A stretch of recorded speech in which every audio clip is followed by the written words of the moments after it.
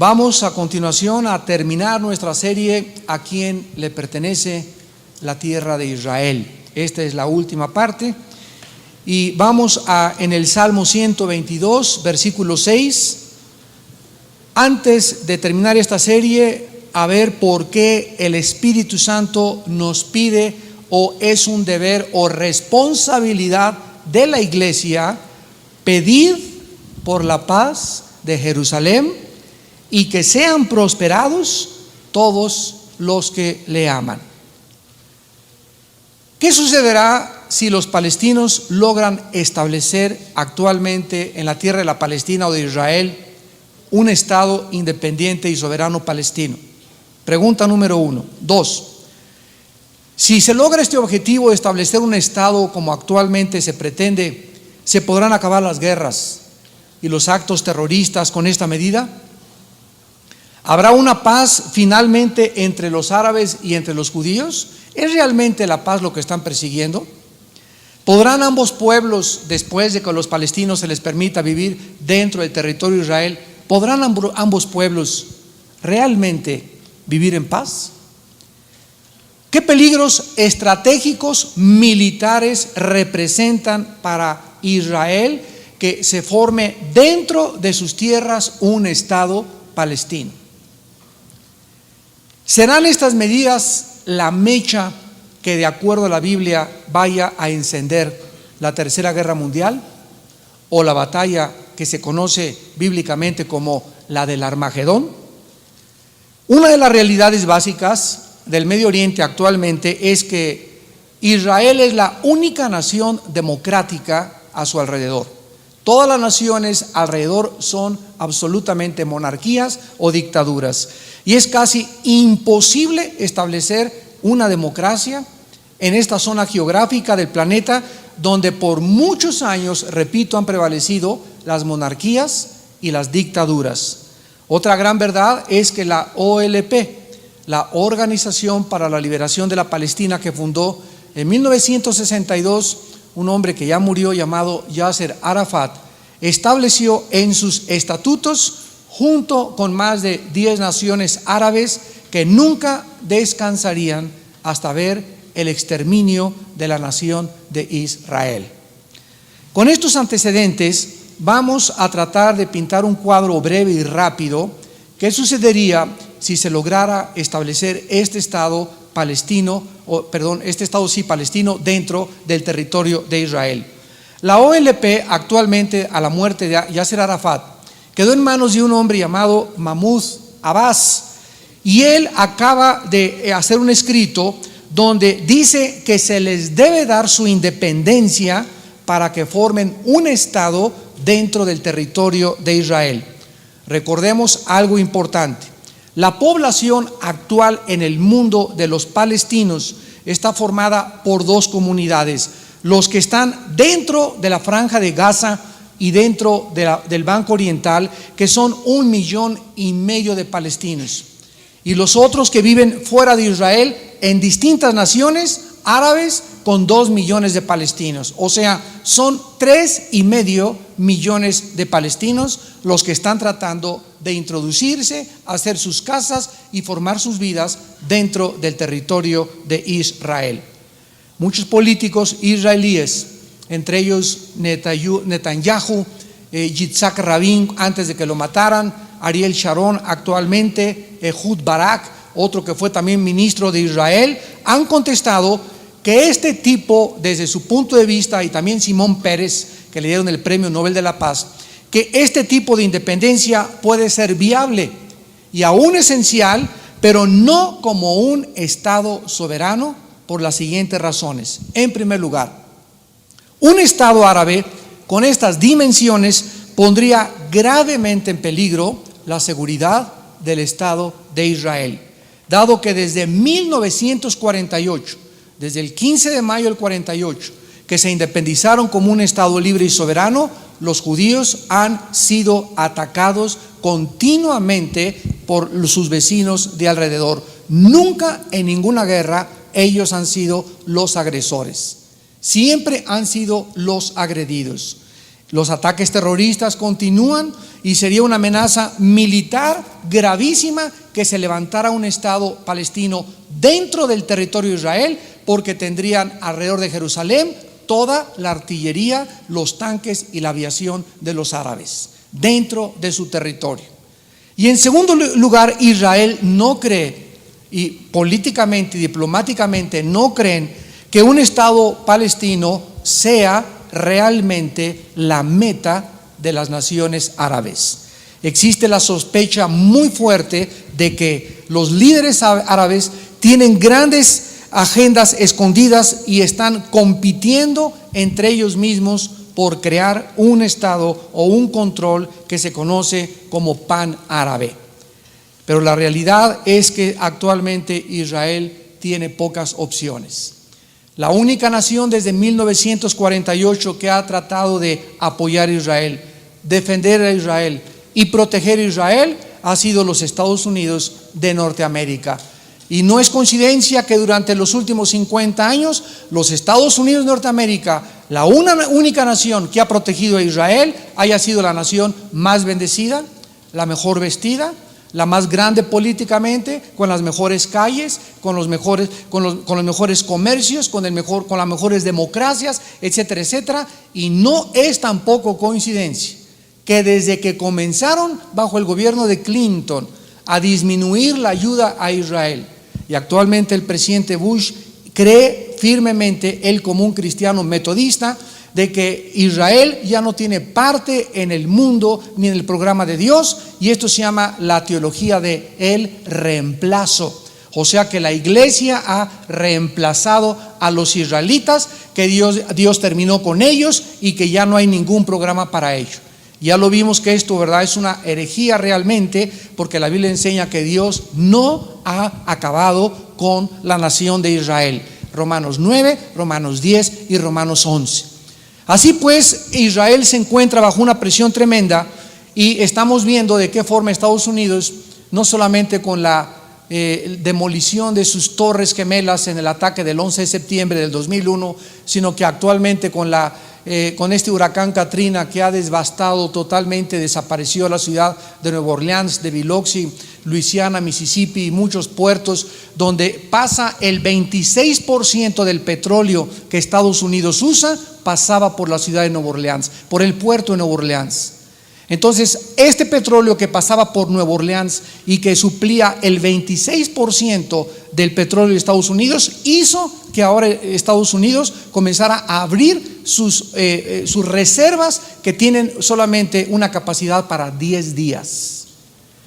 ¿Y qué es lo que va a suceder ahorita? Ante esto, México se va a ver favorecido económicamente, porque vamos a tener que exportar más petróleo, vamos a tener mejores compradores de petróleo. Estados Unidos le va a tener que comprar muchísimo petróleo más a México, y además las naciones árabes van a comenzar a levantarse y a controlar el petróleo internacional. Y esto es algo que la Biblia profetizó hace 2600 años. Bueno, no es coincidencia, ¿verdad?, que hace 2600 años se haya profetizado que antes de que Cristo regresara a este planeta, íbamos nosotros a vivir una época política donde no iba a ser una nación el último imperio mundial. Es interesante que desde el 45, que los Estados Unidos ganaron la Segunda Guerra Mundial, comenzaron a tener la supremacía militar, política y económica. En el 50 se levantó Rusia para competir con Estados Unidos, y desde 1950 hasta el 89, que se conoció como la Guerra Fría, estas dos naciones compitieron por esta supremacía política, económica, militar y comercial. Y sin embargo, en el 89 Rusia cae cuando Mikhail Gorbachev reconoce que Rusia estaba totalmente en ruinas y que era la apariencia que estaban viviendo, pidiendo ayuda al occidente y reconociendo que se habían equivocado, que un país comunista, su más grande error es aislarse del mundo democrático y del mundo capitalista. Entonces acaba el 89, y ¿quién continúa como la nación y como les llaman los imperialistas yanquis, los Estados Unidos de Norteamérica, hasta el 2001. Y ya del 2001, desde el ataque a las Torres Gemelas, hemos visto cómo Estados Unidos se ha comenzado a desangrar económicamente. ¿Se imaginan ustedes sostener a más de 350,000 soldados fuera del país? 350,000 soldados que están repartidos en Irak, que están repartidos en Afganistán, en Sudamérica, en el África, en todas partes, cuidando, ¿verdad?, la seguridad nacional contra el terrorismo, etcétera, etcétera. Aparte de sostenerlos a ellos, sostener a las familias de ellos que vienen a Estados Unidos con todos sus hijos.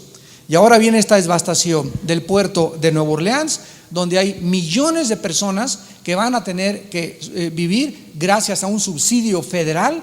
Ahorita se le están dando $2,000 a todos los que llegan a Houston y a otros lados para poder comprar algunas cosas, pero es un gasto que va a tener que absorber el gobierno federal junto con los estados, que va totalmente a devastar la economía y a desequilibrar la economía internacional, principalmente de los Estados Unidos de Norteamérica. Entonces, cuando Estados Unidos comience a debilitarse más y más, ¿qué es lo que va a hacer? No va a poder seguir cuidando ni protegiendo a Israel. Al mismo tiempo, Israel está comenzando a ser rodeada, y cuando Estados Unidos sucumba totalmente, Israel se quede solo, las profecías que vamos en esta noche a leer se van a cumplir. Vayamos a Ezequiel capítulo 38, donde hace también más de 2,500 años este profeta Ezequiel capítulo 38 profetizó con lujo de detalles, con naciones que ni siquiera existían en aquellos tiempos, algunas sí, otras no. Y lo más maravilloso de esta profecía, que tiene más de 2,500 años, es que estas naciones que la Biblia profetizó que se vendrían contra Israel son las naciones, escúchenme, que actualmente están unidas en una alianza con Rusia para atacar a Israel. Entonces, realmente, cuando alguien está buscando evidencias para ver si hay un Dios, si existe un Dios, si queremos a través de una demostración científica demostrar a un Dios, ¿verdad?, es una imposibilidad. A Dios no se le puede meter en un tubo de ensayo, porque Él va más allá de nuestros 5 sentidos empíricos, de lo que podemos ver, lo que podemos oír, lo que podemos tocar y probar científicamente. Dios está mucho, mucho más allá de toda posibilidad humana de experimentos. Dios se revela a través, dice la Biblia, de la naturaleza, del diseño, del orden, pero principalmente nos ha dejado la Biblia para que sepamos que es imposible que los hombres la hayan escrito, sino que los santos hombres de Dios fueron inspirados por el Espíritu de Dios, y esto que estamos viendo 2,500 años después nos habla que la Biblia tenía razón. En Ezequiel 38 vino palabra a mí de Jehová diciendo: hijo de hombre, pon tu rostro contra Gog en tierra de Magog.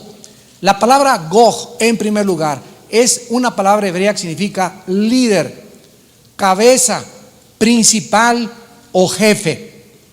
Y es uno de los nombres que se le dan al anticristo.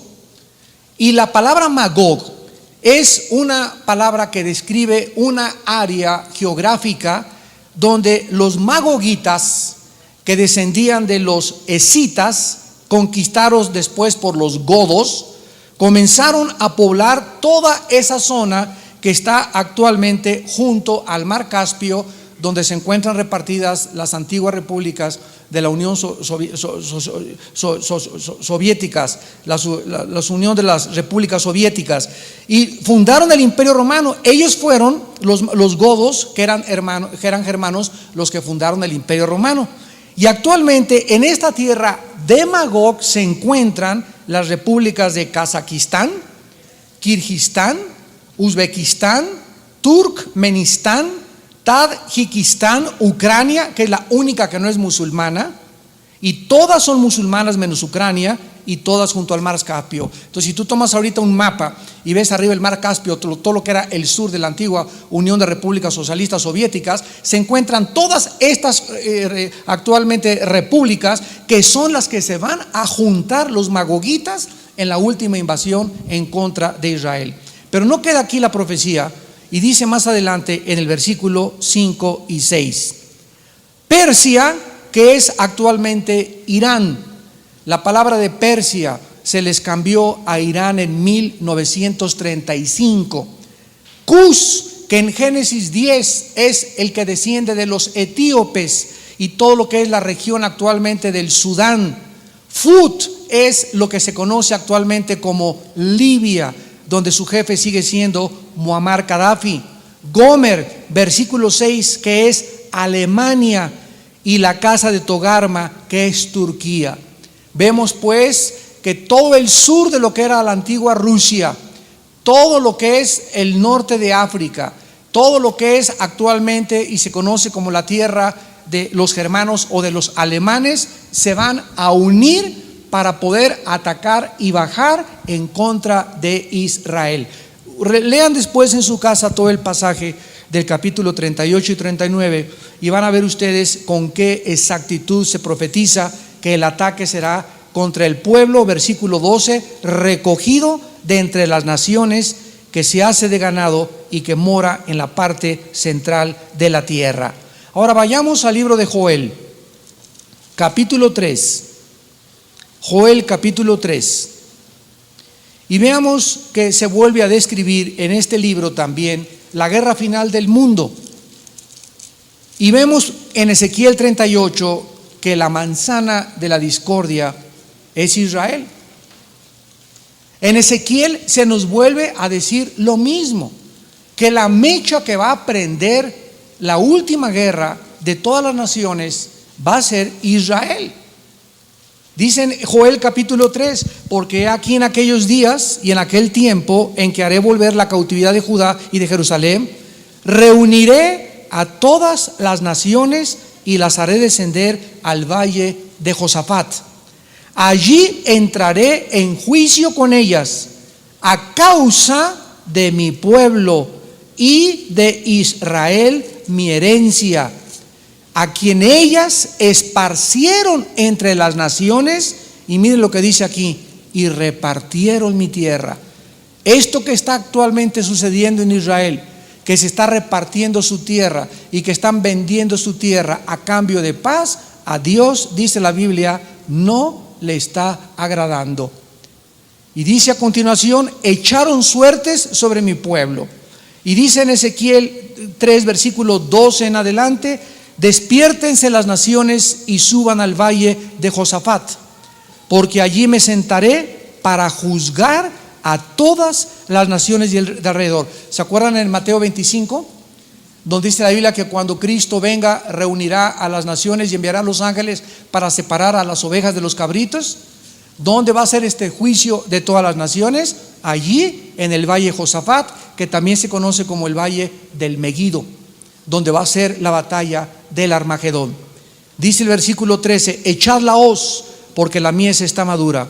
Venid, descended, porque el lagar está lleno. Rebosan las cubas, porque mucha es la maldad de ellos. Muchos pueblos en el valle de la decisión, que es el valle de Josafat, porque cercano está el día de Jehová.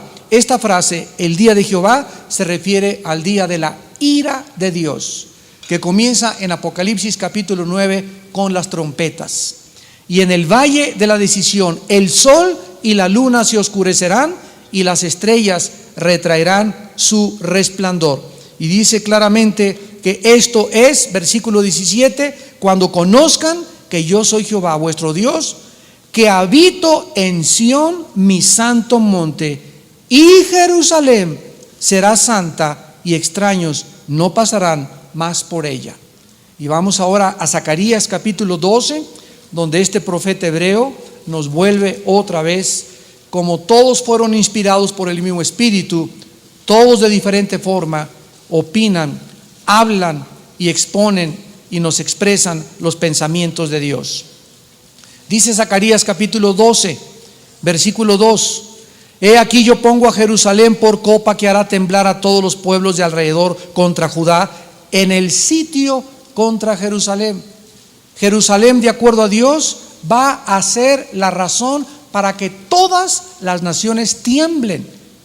y va a ser como una copa. Esto habla, ¿verdad?, que van a emborracharse, va a ser como un mareo en la que todos van a querer ir allá otra vez al Medio Oriente a pelear contra Jerusalén.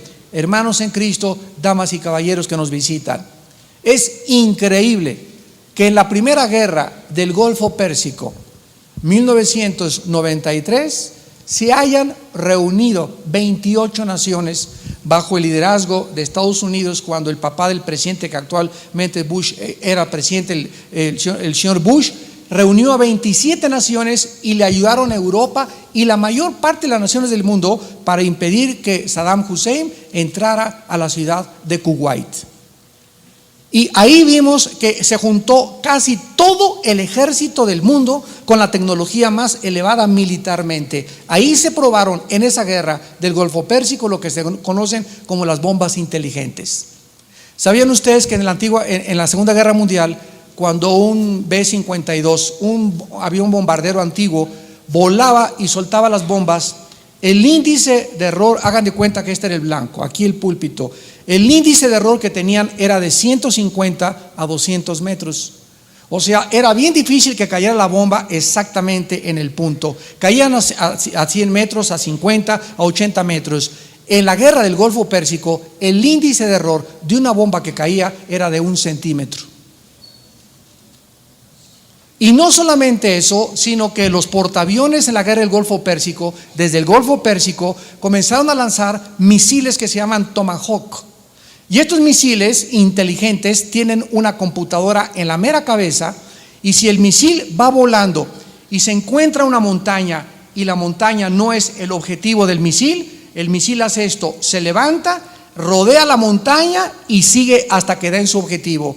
Y el objetivo se lo programan con un software en la punta del misil, con la computadora, para que el objetivo sea la ciudad a la cual es destinado el misil. Y esto es increíble lo que estamos viendo y lo que actualmente el hombre tiene el poder en sus manos para destruirnos. De acuerdo al Instituto para la Investigación de la Paz, en Suecia, Estocolmo, están reservadas para cada habitante de la Tierra 10,000 toneladas de dinamita. Multiplícalo por 6 billones, .2 de habitantes que somos actualmente del mundo y podrás saber la cantidad de dinamita o de poder explosivo que existe para borrar el planeta en media hora. Estados Unidos y Rusia tienen los submarinos que se llaman Trident y Poseidón, y cada submarino tiene más de 4 a 6 cabezas nucleares, ojivas nucleares. Si se para un submarino enfrente de Estados Unidos, un ruso, con 4 cabezas, y apunta a 4 o 5 ciudades, una sola cabeza de cada submarino puede destruir la ciudad de Nueva York en 30 segundos. Una sola cabeza nuclear, y tienen 4. O sea que podrían borrar, ¿verdad?, 4 submarinos a una nación entera de 260 millones de habitantes como Estados Unidos en menos de 1 minuto. Entonces, esto es lo que la Biblia profetizó hace 2,500, 3,000 años, y lo estamos viendo con nuestros propios ojos. El armamento que existe actualmente en Rusia, las bombas nucleares que después de que fue deshecha Rusia escondieron, la bomba nuclear que tiene Israel, que tiene ya la India, que Afganistán está fabricando, que tiene Inglaterra, que tiene Estados Unidos, no son juguetes. Se van a usar de acuerdo a la Biblia. Y nada más falta otro loco como Adolfo Hitler para que apriete un botón y estallemos todos juntos. Y tú sigues en la noche llegando a tu casa a ver telenovelas. Sigues manoseando a tu novia. Estás casado y no tienes el respeto que le debes tener a tu esposa, y traes un anillo de casado y ves a otras mujeres. Y dice la Biblia que te prepares para encontrarte con tu Dios, porque Dios no perdonará ni tendrá por inocente al culpable. Y es tiempo en que nosotros alcemos nuestra cabeza y nos demos cuenta que los cascos del Apocalipsis se están escuchando en el cielo y que en cualquier minuto estamos en la otra vida. ¿Quién iba a pensar en Nueva Orleans que llego a la casa, prendo mi televisión, vamos a acostarnos ya, nos vemos mañana a las 7 de la mañana y amanecemos todos muertos flotando en el techo de la casa? ¿Quién se iba a imaginar eso? Y que iba a salir y que toda una ciudad de más de 500,000 de habitantes flotando los cuerpos por todos lados. ¿Quién iba a imaginarse en las Torres Gemelas las personas que se levantaron en la mañana y se pusieron su traje y le dijeron: mis niños, nos vemos a las 2, los recojo a las 2 de la tarde, ahí voy al kinder por ustedes, adiós mi amor, y me voy a trabajar? Y yo no supe que esa mañana era la última vez que le daba un beso a mis hijos y a mi esposa, porque a las 9:30 de la mañana les cayeron 500 toneladas de cemento y de acero en la cabeza. ¿Tú conoces si hoy en la noche saliendo vas a seguir viviendo? ¿Tú sabes si mañana vas a amanecer? Yo tampoco lo sé. Por eso la Biblia dice: prepárense para encontrarse con el juicio de Dios. Dios nos advierte, el juicio viene. Dios nos advierte, el juicio viene. Y la gente se inmuniza y puedes construir una barrera de impenetrabilidad al Espíritu Santo, donde ya no entra la palabra de Dios y has decidido seguir viviendo como sigues viviendo. Por eso, cuando oigáis su voz, dice la Biblia, no endurezcáis vuestros corazones, porque el juicio viene y el Señor viene a juzgar a los vivos y a los muertos. En Zacarías 14 dice la Biblia en el versículo 2 al 5: porque reuniré a todas las naciones para combatir contra Jerusalén. Versículo 13: después saldrá Jehová y peleará con aquellas naciones como peleó en el día de la batalla. Regresamos al Salmo 122 para terminar y veamos la principal responsabilidad y por qué se nos pide orar por la paz de Jerusalén. La palabra pedir en el Salmo 122, versículo 6, es la palabra hebrea sha'al, que significa requerir. En la versión inglesa dice orar por la paz de Jerusalén. Significa demandar o desear. La palabra paz es shalom, que significa tranquilidad, bienestar, seguridad. Y prosperados, sean prosperados los que te aman, es la palabra shalal, viene de shalom, shalal, en el hebreo, que significa tranquilos, felices, vivir seguros, tener éxito. Esta bendición que se promete de prosperidad, de vivir seguros, de estar tranquilos, cuando oramos por la paz de Jerusalén, está íntimamente relacionada, ya lo vimos, con Génesis 12, cuando Dios le dijo a Abraham: a los que te bendigan, bendeciré, y a los que te maldigan, maldeciré. ¿Por qué Estados Unidos ha sido la nación que ha ocupado la supremacía en los últimos 50 años? El mundo dice: los gringos son más inteligentes. No es verdad. Son más astutos para hacer negocio. No es verdad tampoco. La razón es bíblica, porque es la única nación que ha apoyado a Israel. El mundo no entiende estas cosas hasta que no conoce la Biblia, pero detrás de todos los acontecimientos existe una razón espiritual en el mundo que nos rodea. Existe pues una relación muy estrecha con Génesis 12:3, pero es muy importante discernir, porque aquí terminamos en esta noche, qué significa o a qué clase de paz se está refiriendo la palabra de Dios.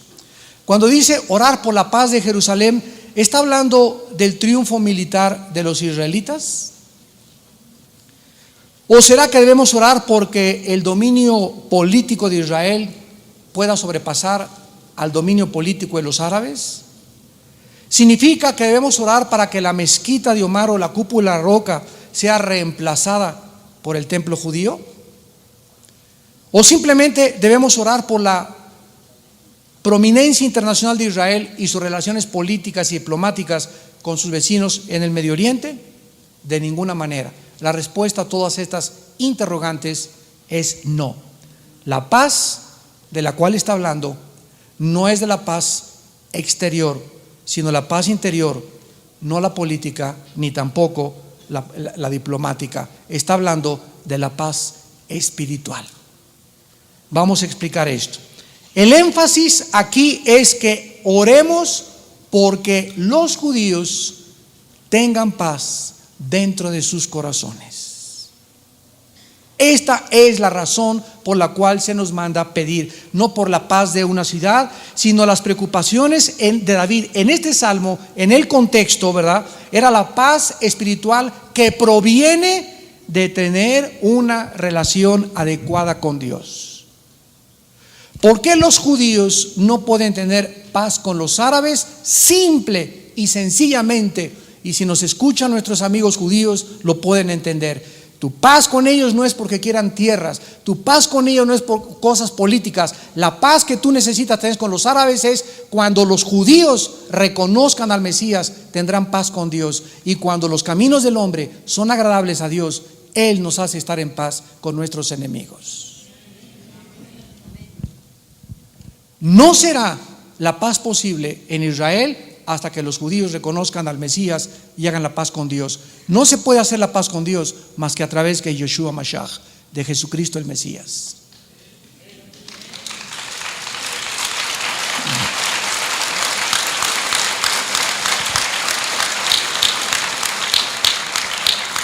Vamos a demostrar esto, de qué forma estaba relacionada la paz de los judíos con sus enemigos cuando ellos tenían paz con Dios. Vayamos rápidamente al libro de Josué, capítulo 7, y veamos algunos versículos para que comprobemos esta verdad tan profunda espiritual que nos explica qué sucede realmente en Israel. Josué capítulo 7, versículos 12 al 13. Por esto los hijos de Israel no podrán hacer frente a sus enemigos, sino que delante de sus enemigos volverán la espalda. Y es lo que está pasando ahorita. Les están entregando las tierras y le están dando la espalda y se están burlando de ellos. Pero continuemos leyendo. Por cuanto han venido a ser anatema, ni estaré más con ustedes si no destruyereis el anatema de en medio de vosotros. Vemos que aquí Dios se voltea y los deja en manos de sus enemigos, y ya no los defiende cuando les dijo: yo pelearé las batallas en su lugar. Dios le dijo a Josué: ningún enemigo te podrá hacer frente durante todos los días de tu vida, porque yo soy tu escudo y el que voy delante de ti. Yo pelearé las batallas que tú no necesitas pelear. Solamente obedéceme y mantente una vida de santidad. En cuanto ellos dejaron a Dios y no lo obedecieron, sus enemigos los comenzaban a dominar. Josué capítulo 23, versículo 3. Y vosotros habéis visto todo lo que Jehová vuestro Dios ha hecho con todas estas naciones por vuestra causa, porque Jehová vuestro Dios es quien ha peleado por vosotros. O sea que todas las victorias que los judíos tuvieron en el Antiguo Testamento no podrían atribuirse jamás a ellos la victoria por tuvimos un ejército muy tremendo, nuestros tanques de guerra, nuestras flechas eran mejores, somos más fuertes, somos más valerosos, porque no es con espada ni con espada ni con ejército, es con mi espíritu, dice el Señor. Entonces Dios les dice: quiero que vean que yo soy el que vencí a las naciones, yo peleé por todos ustedes. Versículo 8 en adelante: mas a Jehová vuestro Dios seguiréis como habéis hecho hasta hoy, pues ha arrojado Jehová delante de vosotros grandes y fuertes naciones, y hasta hoy nadie ha podido resistir delante de vuestro rostro. Un varón de vosotros perseguirá a 1000, porque Jehová vuestro Dios es quien pelea por vosotros, como Él os dijo.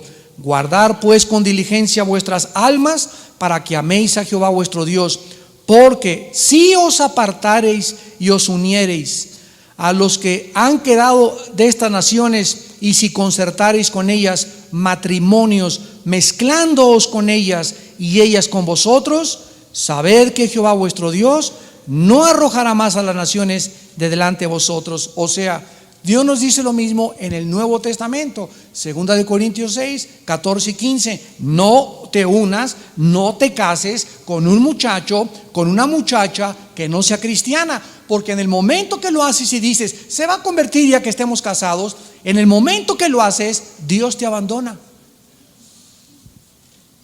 y te deja, y mi hijita que te vaya como en feria y no chille, agarre piedras, como decía mi papá.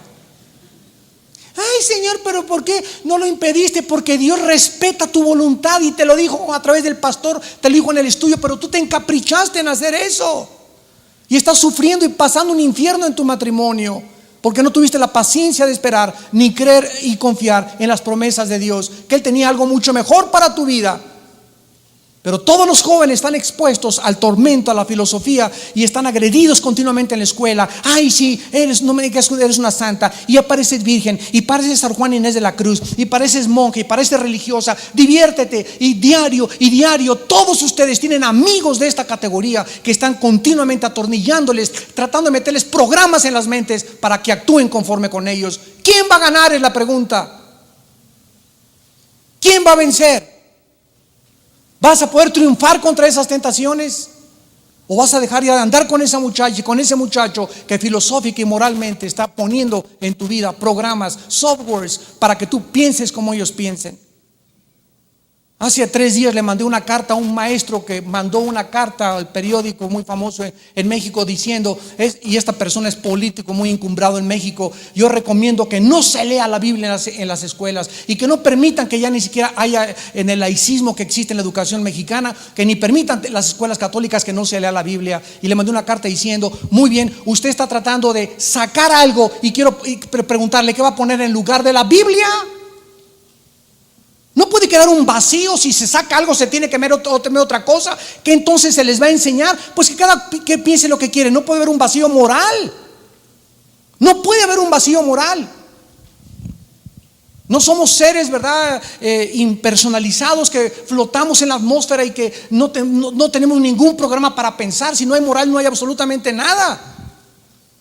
Como le dije a un psiquiatra hace mucho tiempo que tuvo una reunión conmigo, y me dice: vi una muchacha que me dijo que tenía culpa porque había abortado, y la amarraron a los 14 años de edad ahí en el quirófano porque le dijeron, ¿verdad?, que era un bebé el que había abortado y que era varón. Y no podía, después de 3-4 meses de que abortó, no podía con sus pensamientos, con las pesadillas, y la llevaron al psiquiatra. Y el psiquiatra le preguntó: ¿de qué tienes culpa? Dijo: tengo culpa de culpa.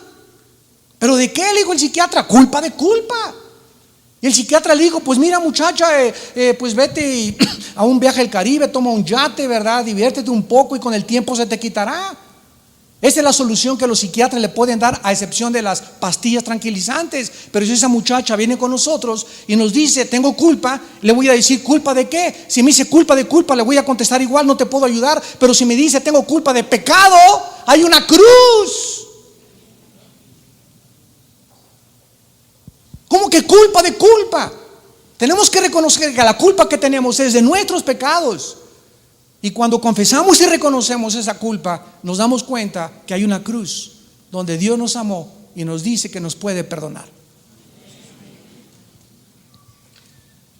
Y finalmente, esta paz espiritual con Dios era, como hemos visto, lo que les daba la clave de sus victorias militares a toda la nación de Israel. Y este principio espiritual es ilustrado más que en cualquier otra parte en Génesis 32 y 33. No lo lean, les voy a dar la información y ustedes tienen la data para que la informen en su casa. Y lo cual forma un paradigma muy interesante del problema actual de Israel. En Génesis 32 y 33, Jacob acaba de salir y de escaparse del enojo de su tío Labán. Y entonces él se va a una tierra lejana que se llamaba Harán. Y allá, cuando de repente iba por el camino, le hablan y le dicen a Jacob: ¿qué crees? Tu hermano viene contra ti, Esaú, con 400 hombres. Dios mío, dice Jacob, acabo de salir de mi tío Labán, me acaba de explotar, me fue como en feria con mi tío por ser lo que soy, y ahora mi hermano viene a enfrentarme con 400 hombres. Y Jacob iba con su familia, con sus hijos y con todos caminando. Y entonces esa noche se acuesta Jacob y manda a su familia con regalos para que reciban a Esaú y le ablanden el corazón. Y esa noche Jacob lucha con un ángel que se conoce como el ángel de Dios, que es una teofanía de Jesucristo. Y después de esa lucha, toda la noche con el ángel, Dios le cambia a Jacob el nombre y le pone Israel, que significa el que lucha al lado de Dios. Pero este encuentro con Dios o con el ángel tuvo también otra dimensión, porque después de que él luchó con el ángel y pudo rendirse y pudo reconocer que era un engañador y que ya no podía seguirse llamando Jacob, sino que ahora tenía que luchar con el lado de Dios, esa reunión, ese encuentro con el ángel cambió al otro día el carácter de la reunión con su hermano. Y cuando al otro día se levanta Jacob y comienza a caminar para encontrarse con su hermano, para su sorpresa, su hermano ya no quería pelear con él. Y acepta los regalos y se encuentran, ¿verdad? En lugar de un hombre vengativo e iracundo, Jacob se encuentra con un hermano tranquilo y conciliador, el cual le da la bienvenida. Mi jacobino, ¿cómo estás, carnal? Ven para acá. Y le da su buen abrazote. Vean ustedes que la relación restaurada con Dios la noche anterior cambió y le dio la paz con su enemigo. ¿Lo pueden ver? ¿De qué forma en el momento que él hizo la paz con Dios, cambió en el mundo espiritual las circunstancias con sus enemigos? Dice en Proverbios capítulo 16 versículo 7: cuando los caminos del hombre son agradables a los ojos de Jehová, aún a sus enemigos los hace estar en paz con él.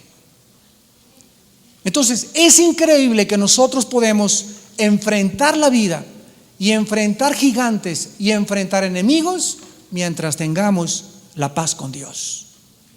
Es imposible vencer a nadie, ni al diablo, ni a mi carne, ni a mis enemigos, ni a las circunstancias, mientras en mi vida no habite y yo sea gobernado por la paz de Dios.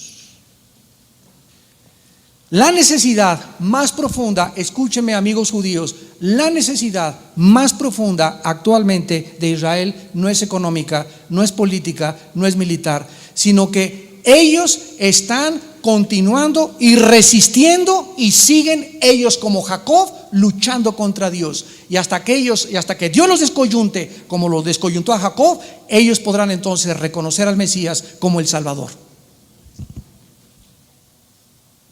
Este encuentro con Dios, ¿verdad?, hará lo que ninguna victoria militar nos puede hacer o los puede lograr. Es la inauguración de una paz absolutamente diferente y permanente y bienestar con todos sus vecinos. Y este encuentro con Dios, de acuerdo a la Biblia, los judíos lo tendrán en la segunda venida del Mesías. Y veamos rápidamente en Romanos 11, para terminar, versículo 25 al 27, que desgraciadamente van a tener los judíos que seguir luchando, porque ellos no saben que no están luchando contra los árabes, no están luchando contra los palestinos, están luchando realmente contra Dios. Siguen resistiéndose a creer que Jesús es el Mesías.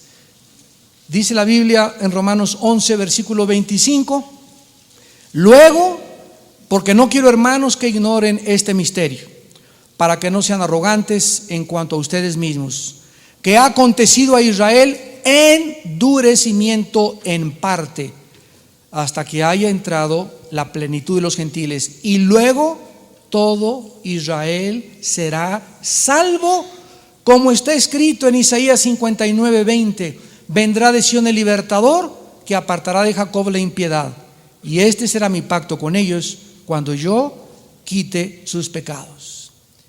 Y en Apocalipsis dice: y mirarán al que traspasaron y lamentarán las tribus de la tierra.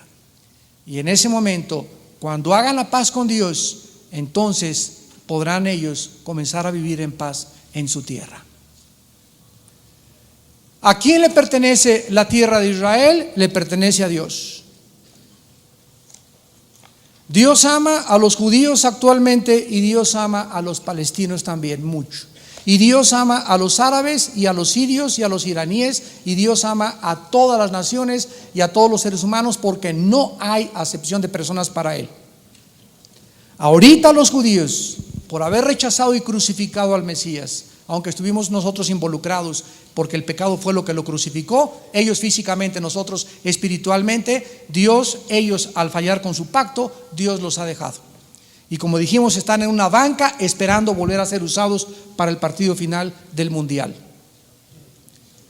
Y hasta la final copa, ¿verdad?, cuando Cristo venga a luchar, entonces ellos lo verán y dirán: Dios mío, tenía razón. Y se jalarán los pelos y llorarán y harán lamentación todas las tribus de Israel.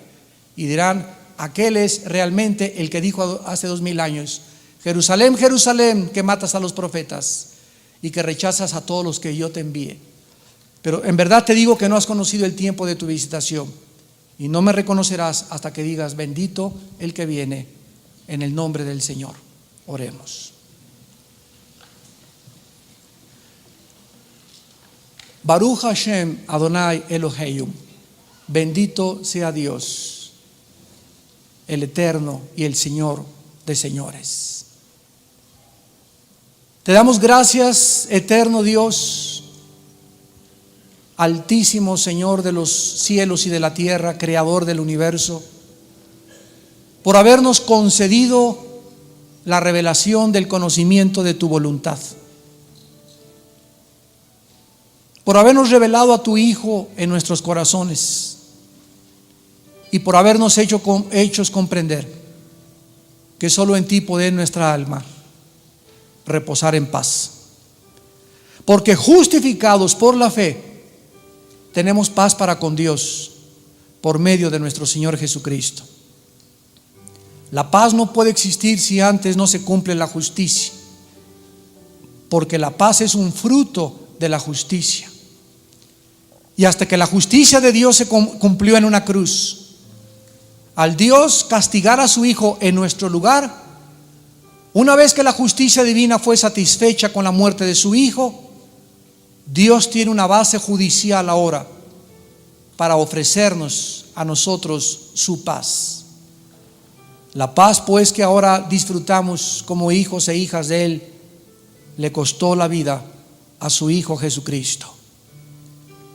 Padre, te pedimos en esta noche por la paz de los judíos, por la paz de Jerusalén. Y estamos pidiéndote que apresures tus pasos. Actualmente muchos de ellos ya han reconocido que Jesús realmente era el que ellos se equivocaron al rechazarle hace 2000 años.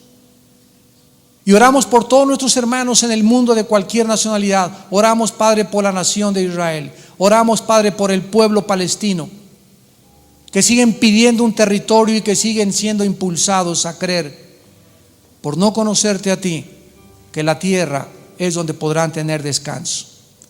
Te pedimos por todos los refugiados que están saliendo de Nueva Orleans y están buscando por todas partes a alguien que les abra su casa para darles de comer. Ante nuestros ojos, la nación más poderosa y preeminente de la historia está comenzando a ser desintegrada interiormente. Y si estas cosas están sucediendo a los grandes, a los conquistadores y a aquellos que en el Antiguo Testamento eran tu pueblo y tú no faltaste a tu pacto, es una advertencia para nosotros, para que, si invocamos por Padre, aquel que sin acepción de personas juzga a cada quien de acuerdo a sus obras, andemos con temor de Dios durante todo el tiempo de nuestra peregrinación, sabiendo que el precio que se pagó por nosotros no fue oro ni plata, sino la sangre preciosa de Jesucristo, como de un cordero sin mancha y sin contaminación. En esta noche, Dios, a ustedes también que nos ven a través de la televisión, Dios les ofrece el perdón de sus pecados gratuitamente, en base a la muerte de su Hijo en la cruz.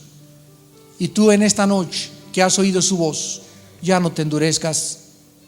Esa barrera de impenetrabilidad, esa barrera que has levantado para que Dios no entre a tu vida, este momento tiene que sucumbir, tiene que ser derribada. Tienes que darle a Dios la oportunidad de trabajar en tu vida, de entrar a tu vida, pero Él no va a forzarte a entrar a tu vida. Tú tienes que abrirle tu corazón, y ahí desde el lugar donde tú estás, dile estas palabras: Señor mío, te pido perdón por mis pecados. Quiero desde este momento comenzar a escuchar tu voz en mi corazón, porque no tengo paz. Creo que en la cruz tu Hijo pagó con su sangre por mis pecados y que a los 3 días resucitó de los muertos. Y en este instante te pido, Jesucristo, que entres a mi corazón como mi Señor y mi Salvador. Te pido por la paz de Jerusalén, por la paz de mi vida y por la paz de mi familia, por la paz de mi nación. En el nombre de Jesús. Amén.